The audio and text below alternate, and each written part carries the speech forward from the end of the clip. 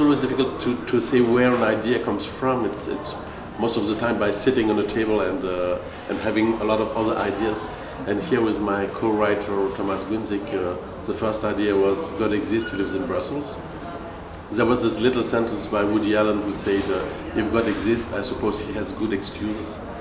And that was the kind of God we were looking for.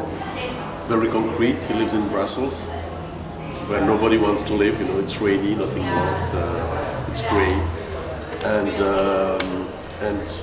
as a secret nobody knows is he has a daughter and a wife, but nobody ever spoke into the books about his daughter.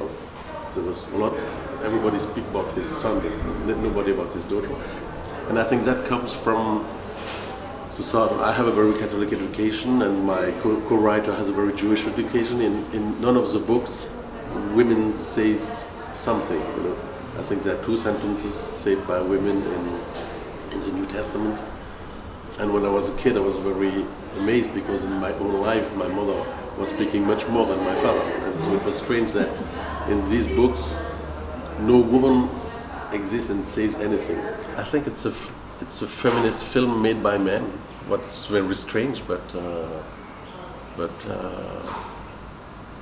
here it's the female character are the strongest character.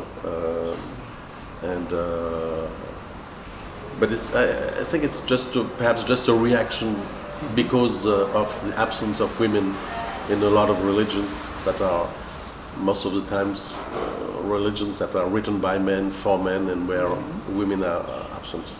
Do you think it would be possible to do it with other religions? If I would have done, I think Allah exists, he lives in Brussels, I wouldn't be here, I think, to speak with you. And here I made it's about sort of Catholic God, and I wasn't kidnapped by a dozen of nuns. What would have been my dream, but it didn't happen.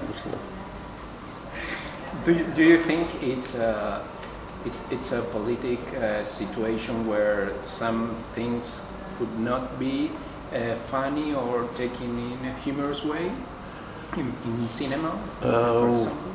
I always have this utopia that it's possible to laugh about everything with everybody. We have some proofs that it's not with everybody, because here the film was written at a time where there was a marches against homosexual wedding in France, and where you had kids with crosses in the streets. And we were editing at the moment of Charlie Hebdo, where also, it's not possible to love with everybody. But I still have this utopia to think, okay, we have to have this utopia to think it's possible to love about everything with everybody and to continue even if it's sometimes dangerous. But I think here it's not dangerous, it's more, because it's not a film about religion, I think it's a film about domination. Domination that can exist in religion, that can exist between women and men, that can exist in a family, and then that exists in politics. What do you know about Argentina and Argentine cinema? Well, I don't speak Spanish, and it's my first time in Argentina. I love the film. What's the translation? With all the different. Relatos Salvajes. Wild Story. Yeah, it was really a film that made a shock on the whole planet. I think it's a fantastic film, incredibly well written and incredibly well done. Episodic, like this one also. How do you imagine an Argentine God? Oh, where is he? He plays soccer for sure. He's, I think the Pope we have now is really, I think he will love this film if he sees it. He will not say it, but he will love it. Because he has a lot of humor. And perhaps would he drink too much